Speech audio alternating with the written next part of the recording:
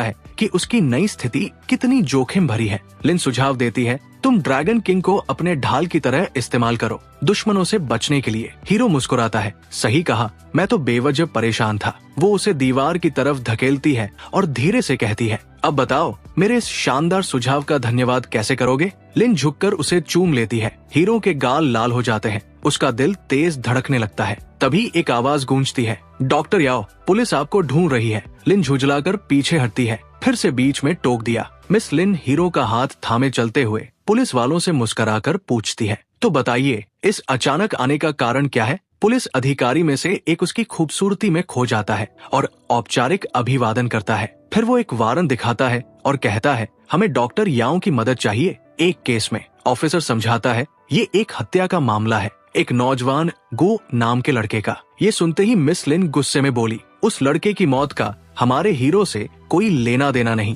अधिकारी माफी मांगते हुए बोला, लेकिन पीड़ित के परिवार ने डॉक्टर याओ को संदिग्ध बताया है। लिन ने तर्क देते हुए कहा, वाइस डायरेक्टर का बेटा खुद मुसीबत था, उसे जो मिला वो उसी का किया हुआ था। लिन, बस करो। वो शांत होकर पुलिस की तरफ देखता है और कहता है, मैं जांच में सहयोग करूंगा। थोड़ी देर बाद पुलिस स्टेशन, हीरो को पूछताछ कक्ष में ले जाया जाता है। एक अधिकारी बोला, मैं कुछ सवाल पूछूंगा और उम्मीद है कि आप सच बोलेंगे। उसने पूछा, क्या आपको पता है कि गो लापता था। हीरो ठंडे स्वर में बोला, नहीं। फिर अधिकारी ने पूछा, तो उसके पिता क्यों कह रहे हैं कि आप इसमें शामिल हैं। हीरो ने समझाया, वो लड़का वाइस डायरेक्टर का बेटा मेरी थीसिस चुराकर मुझे हॉस्पिटल में बदनाम करने की कोशिश कर रहा था। अधिकारी ने सिर हिलाते हुए कहा, तो तुम्हारे पास बदला लेने की वजह तो थी। हीरो बोला, मैं बस एक साधारण आदमी हूँ और गो अमीर था, उसके बहुत दुश्मन थे। ऑफिसर ने कहा, हमने जांच की है और उस दिन तुम उसे ढूंढने निकले थे। हीरो ने सिर हिलाया, हाँ, पर उसके बाद मैं प्रोफेसर बे के साथ यून माउंटेन गया था